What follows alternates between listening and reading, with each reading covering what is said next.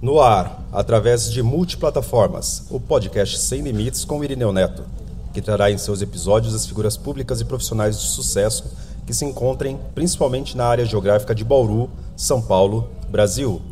O podcast Sem Limites é uma coprodução de febремania.com.br, a rádio mais quente da web. Hoje, estamos gravando nas dependências do Outback Steakhouse, localizado no Boulevard Shopping Nações, em Bauru. Na produção, Guilherme Cipriano, Gabriel Sena, Plínio Martins Filho e Caio Bozelli. Eu sou Irineu Neto, entre outras qualificações, sou jornalista profissional diplomado e conduzirei a conversa de hoje, com tema central a profissão de árbitro de futebol.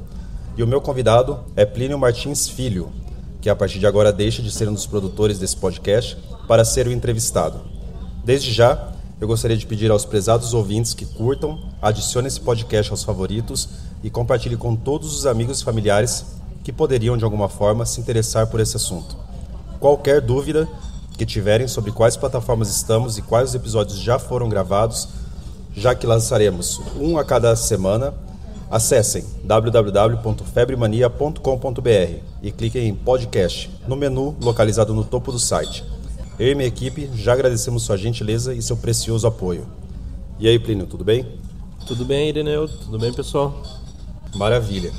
Falando idade, onde nasceu, suas formações, parte profissional, seus hobbies, qualquer coisa. Apresente-se. Quem é Plínio Martins Filho? Plínio Martins Moreira Filho sou eu. Sou árbitro de futebol. Também sou corretor de imóveis aqui da cidade de Bauru, a cidade onde nasci. E tenho 28 anos, Neto.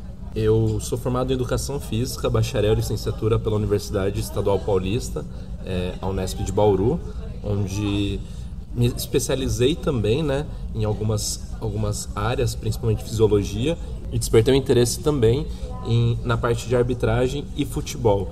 Fiz trabalhos relacionados a alto rendimento, tanto de futebol quanto de futsal, e acabei fazendo o curso da Federação Paulista de Arbitragem, onde trabalho já como árbitro, tanto a nível amador e a nível profissional também. E antes de ser árbitro, você tentou atuar na linha como jogador e não se deu muito bem. Como que surgiu essa percepção de que você iria para o apito ou bandeirinha em vez de efetivamente colaborar para marcar o gol? Eu acho que eu nunca marquei um gol assim, Eu era zagueiro e sempre trabalhei defendendo mais do que atacando, mas tentei ser jogador também, Participei de algumas categorias de base, fiz testes físicos, cheguei a ficar alojado também em algumas cidades, em alguns clubes como Santos, São Caetano, Noroeste, e disputei também ligas municipais, ligas regionais, ligas estaduais, porém tive alguns problemas fisicamente e acabei optando por encerrar a carreira assim que tive o ingresso na universidade, onde troquei o foco total e fui me dedicar ao lado acadêmico e agora, futuramente, ao lado esportivo, mas na formação de árbitro agora, Valdomiro Neto.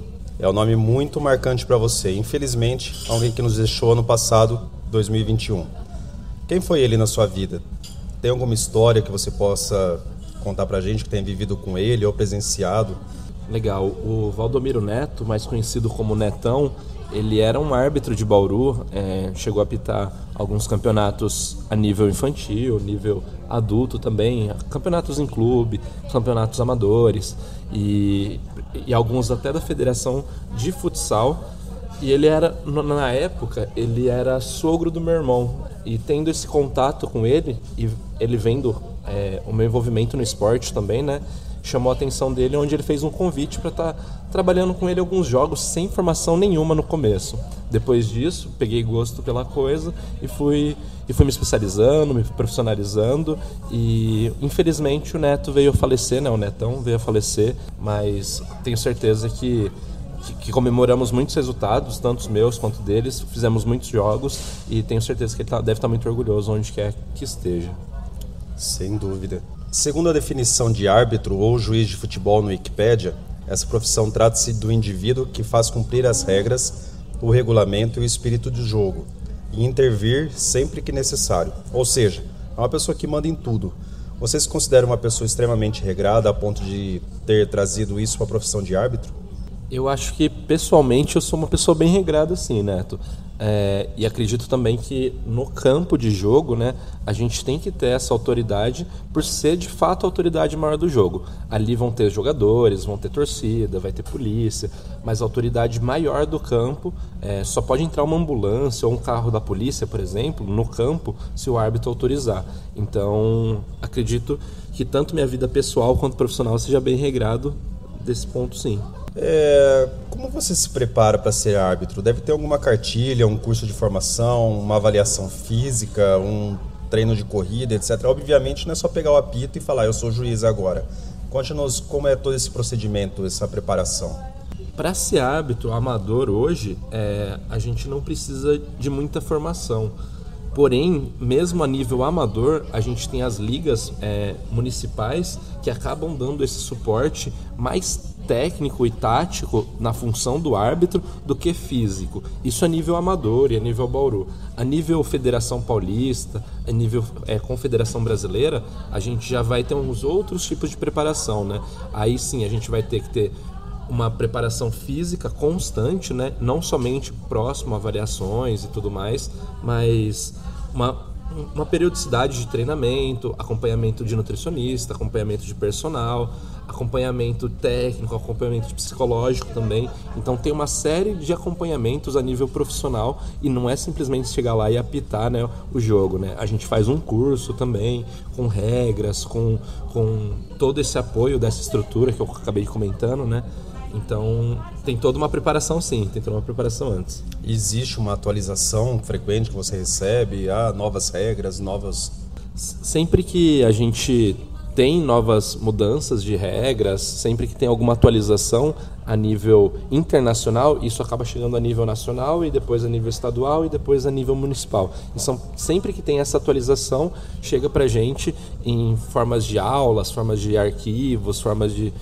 diversas formas, mas chega toda essa informação, sim. E outra coisa também, né, são o contato que a gente tem com o pessoal da federação semestralmente ou a cada época para alguns testes. Então, às vezes, nesses testes físicos, a gente tem atualizações de regras, atualizações de condutas também, né? E como é que é a sua preparação? Você está tocando bastante na parte física. Como é que é a sua preparação física? Porque não é novidade que, de repente, o juiz corra mais do que qualquer outro jogador, né? Então, como é que é essa preparação? Hoje tem estudos que mostram que o juiz, de fato, corre mais que muitos jogadores, né? Tem as suas exceções, mas, normalmente, o árbitro, ele acaba correndo o jogo todo, enquanto o jogador, ele acaba dando alguns tiros, né? Alguns piques, como a gente fala. E, então, são intensidades diferentes, mas ambas as funções exigem muito da parte física, né? Eu faço treinamento praticamente todo dia e até mesmo descanso, alongamento acaba sendo um treinamento pra gente, acaba estando na nossa rotina de treinamentos, né? Então, corro normalmente uma vez a cada 3 dias, academia praticamente todos os dias, alongamento praticamente todos os dias, controle nutricional e controle físico também, né? Então tem uma série de treinamentos aí que a gente deve seguir para ter uma melhor performance. Isso não é obrigado pela federação. Ela exige que na época do treinamento, do teste físico, a gente esteja apto para corresponder ao que eles têm em mente ali. Mas, é claro, se você se deixar para se preparar 1 semana, 2 semanas antes do teste, você acaba não realizando e não completando o teste, uma vez que tem uma alta demanda, uma alta performance ali física também, tanto do árbitro quanto dos bandeirinhas, né, dos auxiliares que a gente chama. Plínio, você já atuou como árbitro em outro desporto, como vôlei, basquete, boxe, sei lá, campeonato de truco?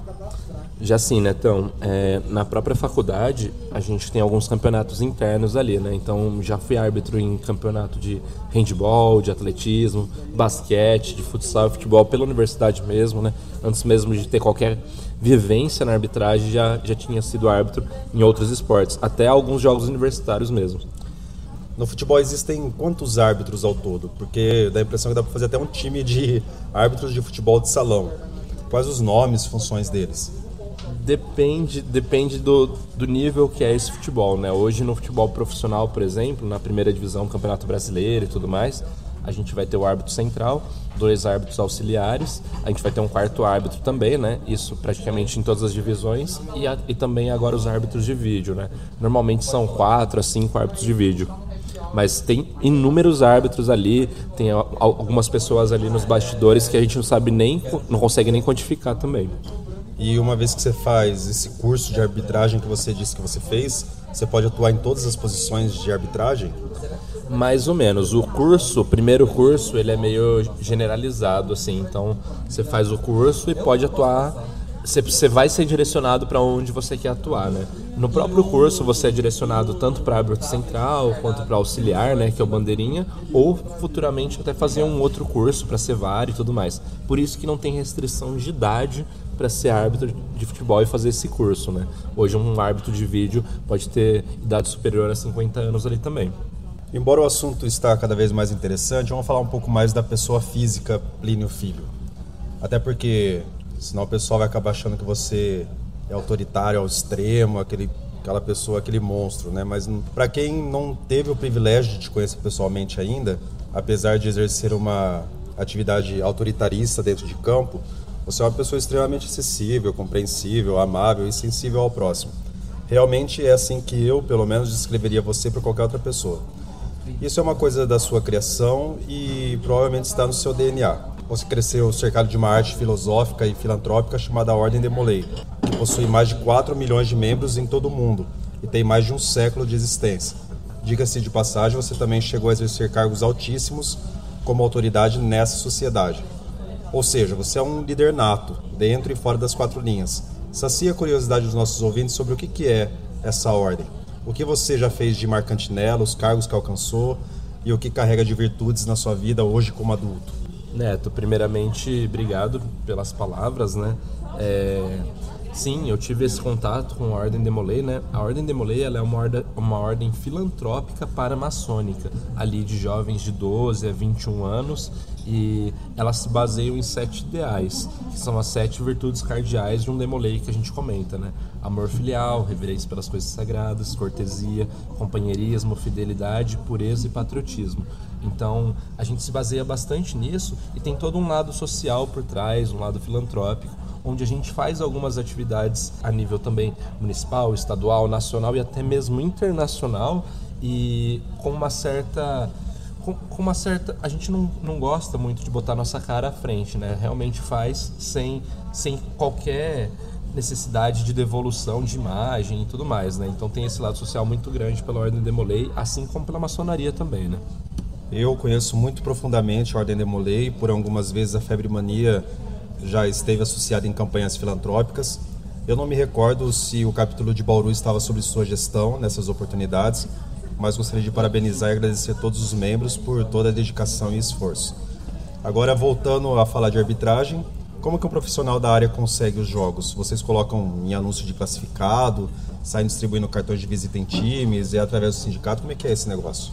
A gente tem uma série de pontuações nos nossos jogos, né? Então, eu faço um jogo de menor expressão. Assim que eu saio da escola, eu sou convocado para um jogo normalmente infantil.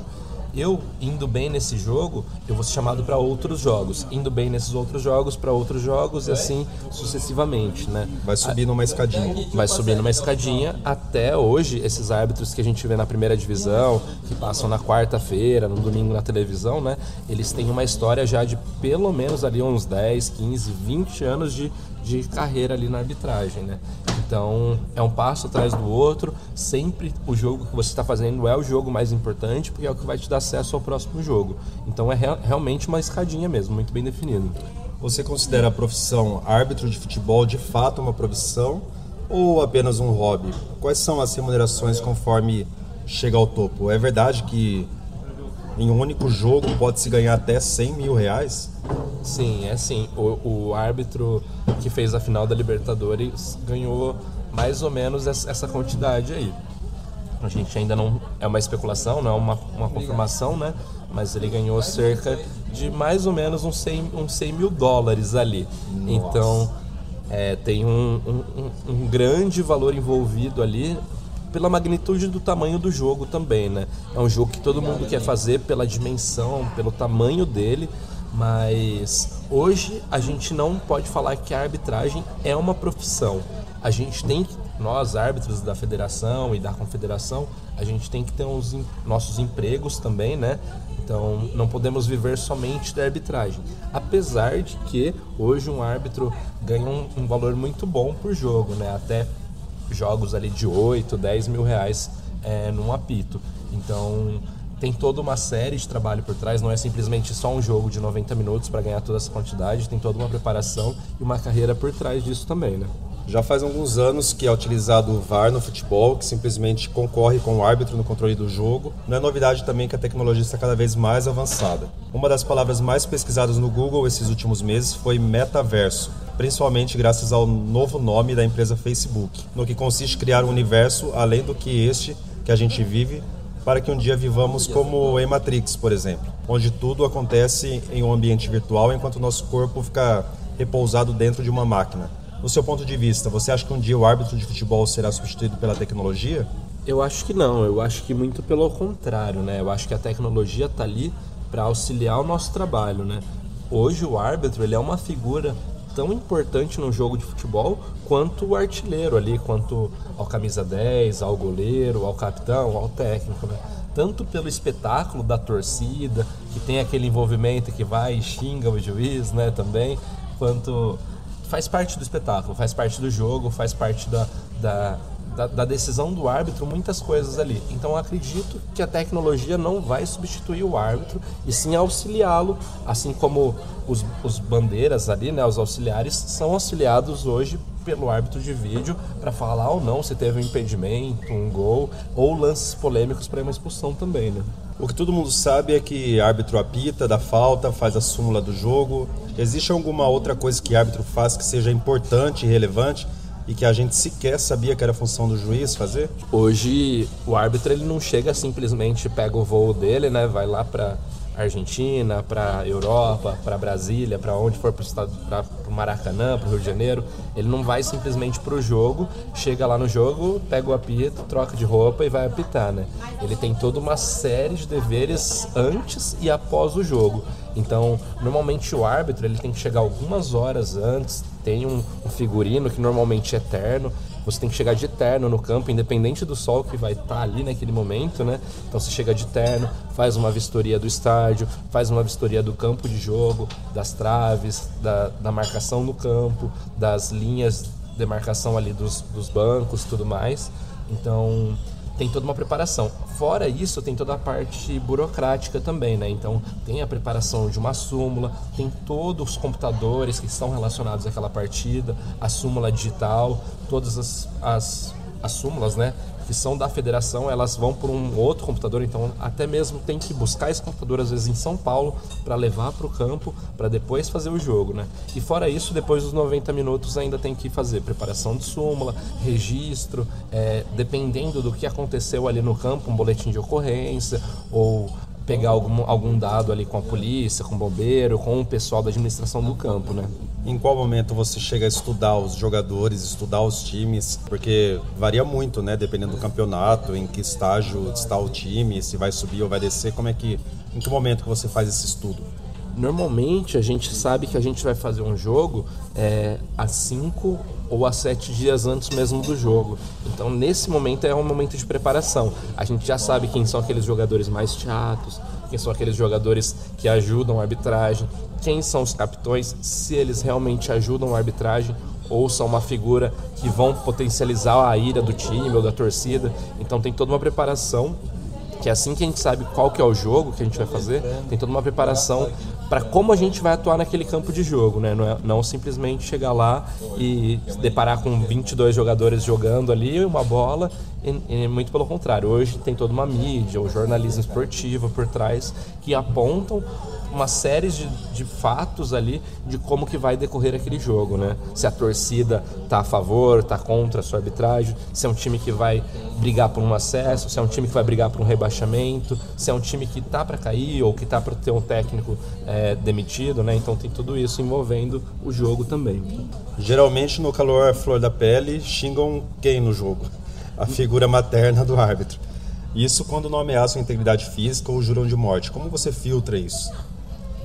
Normalmente a gente tem duas mães, né? A nossa mãe de verdade e a nossa mãe ali dentro do campo. A gente escuta, mas imagina só, Neto, você tá no meio de num campo onde você está totalmente atento àqueles 22 atletas ali que estão jogando, ao banco, ao técnico, e é uma torcida de 40 mil pessoas. Normalmente um xingo a sua mãe, né? Um xingo a sua mãe ou um xingo a você, não vai ser uma coisa que você vai perceber ali. Mas em jogos menores, de menor expressão, normalmente se percebe mais. Então, às vezes, o bandeira tá de costa e tem um indivíduo atrás dele xingando a mãe dele, xingando a filha dele, xingando ele mesmo, né? Falando coisas ruins para ele ali. Então, tem toda uma preparação psicológica também pra gente estar levando o jogo e dar atenção no que realmente importa, né? A torcida tá ali para ser um fator que vai somar no espetáculo, mas a gente tem que ter total concentração nas regras, aos jogadores, a integridade física dos jogadores ali também. Toda profissão possui um grau de dificuldade para ser executada, tanto tecnicamente, fisicamente, mentalmente. Por exemplo, sabemos que o médico precisa fazer faculdade, residência, especialização, então poderíamos dizer que a dificuldade do exemplo é grau 10. De 0 a 10, quanto você classifica a dificuldade de ser árbitro de futebol? Essa resposta eu acho até importante para quem está ouvindo e se identificou com as suas respostas até agora. Hoje, realmente o médico ele é nível 10 ali, acredito nisso também, afinal ele está com outras vidas em mãos, às vezes muitas dessas vidas até desacordadas, no momento de uma cirurgia e tudo mais. Pensando nisso, o árbitro também tem a sua importância também, principalmente num jogo onde se envolvem apostas, vidas, carreiras de jogadores, uma paixão nacional também, né? Não diria 10 igual ao médico, mas uns 9, uns 8 com certeza. Até mesmo dependendo do nível do campeonato, a gente coloca a nossa integridade física à mostra também, né? Qualquer momento você pode sofrer uma agressão. A gente viu alguns episódios aí durante os campeonatos que tiveram esse ano, de agressões a árbitros, tanto a nível nacional quanto a nível mundial. Então, tem a sua preocupação também. Então, não diria que é 10 como um policial, como um médico, mas uns 9, uns 8 ali com certeza. E estamos chegando ao final dessa entrevista extremamente esclarecedora sobre a profissão de árbitro de futebol. E eu gostaria que você falasse suas considerações finais e palavras de incentivo para quem só precisa de um empurrãozinho para adentrar nessa seara de novos árbitros no futuro. Fique à vontade. Eu acho que a profissão de árbitro ela é uma profissão muito grata para quem gosta do esporte em si, né? Hoje, quando eu tô dentro do campo e tô no meio de um jogo, eu tenho certeza que eu tô assistindo o jogo do melhor lugar que poderia ter no campeonato, do jogo, do espetáculo ali, né? Imagina você, né? Então, numa final de Copa do Mundo, você já fica todo emocionado assistindo o jogo, todo emocionado. Imagina você vendo isso de dentro do campo, o quanto emocionante é isso, né? Então, para quem tem amor ao esporte, incentiva a prática também, tanto da atividade física quanto da prática do futebol. Acredito que você deve, se você tem interesse, procurar uma liga municipal, uma liga estadual, a Federação Paulista ou até mesmo algum árbitro para estar conversando. Hoje existem inúmeros campeonatos, tanto em clube quanto amadores, e você pode ter um contato com esse esporte, né, com essa vivência e te chamar a atenção para passos maiores, né? Como a gente bem citou na entrevista, o Netão um dia me chamou para fazer um jogo com ele a nível sem expressão. O Valdomiro Neto. O Valdomiro Neto, perfeito, são 2 netos. E acabou que me chamou a atenção e fui dando passos e passos e passos. Já fiz alguns jogos importantes, jogos de jogadores bem famosos também, né? E acredito que ainda vou dar muitos passos futuramente. Então sempre é um começo. Para quem se identifica com a profissão ou com a prática, procure algum árbitro ou alguma liga responsável aí também. Eu queria agradecer primeiramente a Febre Mania, ao podcast, por esse espaço aqui, né, para estar trazendo essa vivência de arbitragem. Espero que muito sucesso aí de vocês nas próximas entrevistas.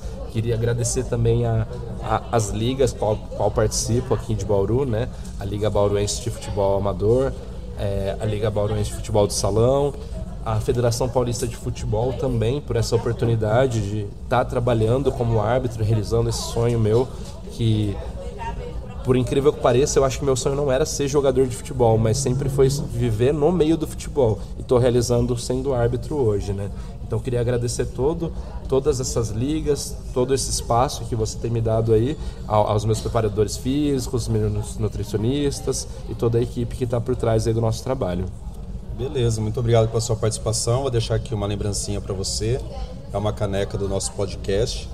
E você, toda vez que você for tomar o café da manhã, você vai lembrar da gente. Principalmente porque também você faz parte da equipe e eu vou estar sempre te cutucando lá no WhatsApp e tudo mais. Então, obrigado pela entrevista, obrigado pelo conhecimento aí. E realmente acrescentou bastante para os nossos ouvintes, tenho certeza disso. Obrigado, Netão. Qualquer coisa também estou à disposição aí de todo o canal, dos ouvintes. Meu Instagram é Plínio Martins Filho e vou deixar o e-mail também, é pliniomartins14 @gmail.com. E qualquer dúvida pertinente ao assunto pode estar procurando também, tanto na rede social quanto por e-mail. Beleza.